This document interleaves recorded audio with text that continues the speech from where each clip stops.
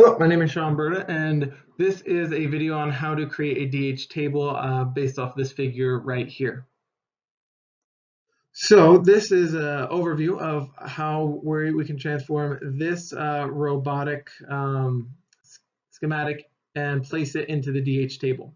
So remembering that for the DH to happen, we have to make sure that when we are going from frame to frame, which is a link. So like base 0 to base 1 would be our link 1, that our x of where we're going is intersecting and perpendicular to our z.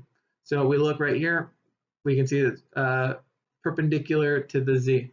And so when we're filling out the table, we can see that remembering that our theta I is to make sure that our x's are lined up. X-axis is line up, and then we have our alpha I, which is making sure our z-axes are lined up. Just taking a look, we can see that right off the bat, our x-axis, x-axis all lined up, z is all lined up. Now, because this is a rotational joint, there's a variable rotation. So we will put our variable rotation here. And so if these x-axes weren't lined up, we would have to add something. But since there is nothing there, we could just add 0 and so forth. And then looking at the x or the z-axis, since they're the same, that is a 0.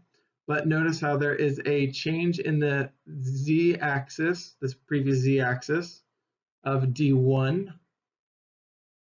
And then here, there is a change in the new current x-axis by a2, or a1. So this is an a1. And this is the method for filling out the table. And so we can repeat this method over again, looking at going from frame 1 to frame 2. So we look, the x-axis is all lined up. This is a rotation. So we don't have to add anything, but there's still a rotation axis or a rotation joint. So we have another variable rotation. And then looking at the z, we see that it has been flipped 180 degrees. There is no d, because if we follow this z-axis, there's no offset.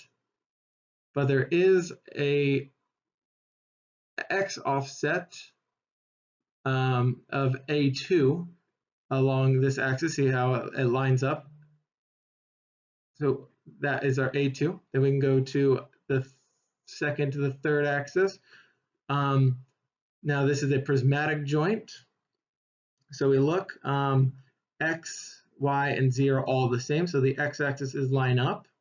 So that'd be a 0 here. And since there is a prismatic joint, there is no variable rotation.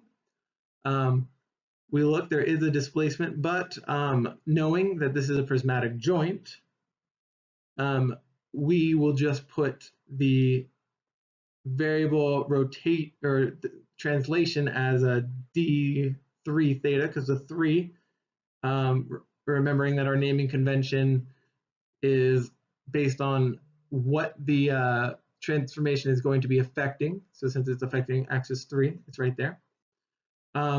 Since there was no change in the z is in the same direction, and no changes in the x.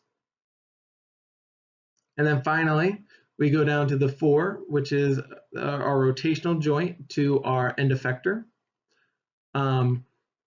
We see that all the x's line up again, so that's a 0, but it's a rotational joint. So we have our variable rotation right here.